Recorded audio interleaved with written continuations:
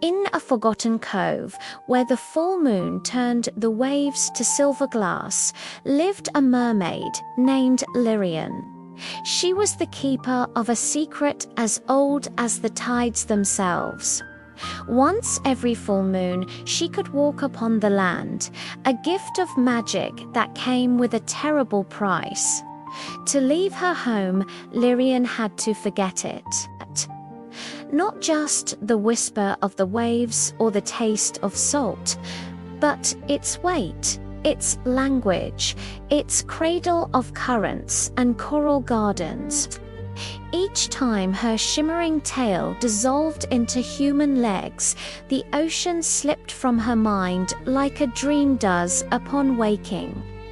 On land, she was just a quiet girl, wandering stone paths and sleeping beneath borrowed roofs. For years, she chose this path of forgetting. She drifted through coastal villages like a sea breeze through linen sheets, collecting small kindnesses the way the ocean collects shells.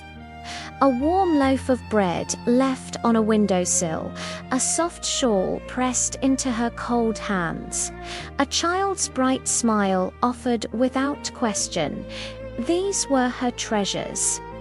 Then, by dawn, she would always return to the cove.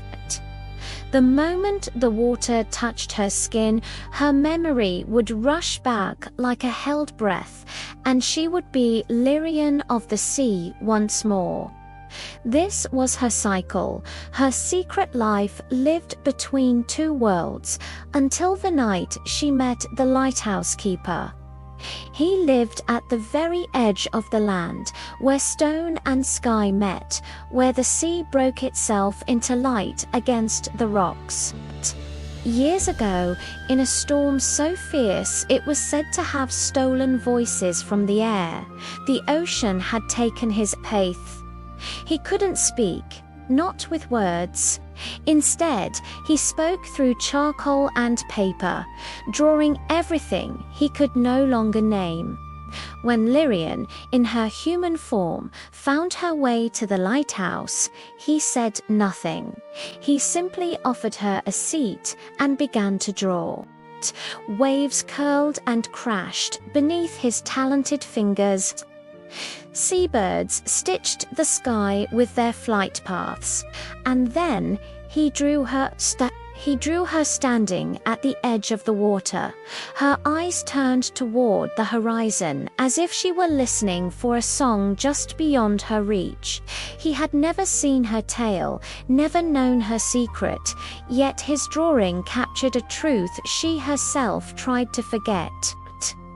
In that moment, something stirred deep within Lirien, in the very place where forgetting usually kept her heart safe and numb. Night after night, she returned to the lighthouse. They shared the comfortable silence, the warmth of the lamp, and his endless sketches. He showed her the sea as he remembered it, not as a place of currents and creatures, but as a feeling, a deep and constant longing. She began to see her home through his eyes, through the memory of a man who missed it as much as she did, even when she couldn't remember why. And slowly, a realization surfaced, like a hidden reef revealed at low tide. The sea had never stopped calling to her. It had simply found a new way to speak. It was speaking through someone else's heart, through the hands of a man who had lost his voice to its power. The ocean was reaching for her, even on land. As the next full moon climbed the night sky, its light painting the cove in an uneasy, shimmering silver, Lirien stood at the water's edge. The choice she faced felt heavier than any anchor. If she stayed on land, the magic would make her human forever. She could be with him, but the sea would fade completely from her soul, and with it, the part of her that had always known how to return home. But if she went back, if she plunged into the depths and reclaimed herself, he would wake to an empty lighthouse. The girl of the moonlit nights would be gone, vanished like sea foam on the sand, and he would never know why. He would be left alone with his drawings and his silence. The tide waited, breathing in and out against the shore. And for the very first time in her long life, Lirien began to wonder.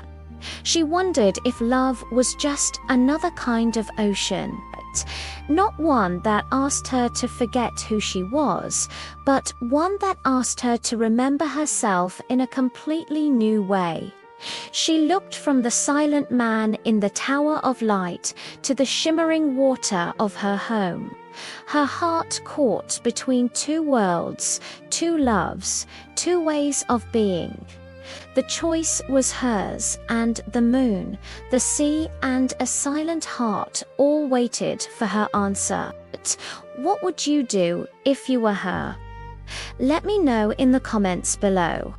Thanks for watching, and if you enjoyed this story, don't forget to like and subscribe for more tales from the edge of the sea.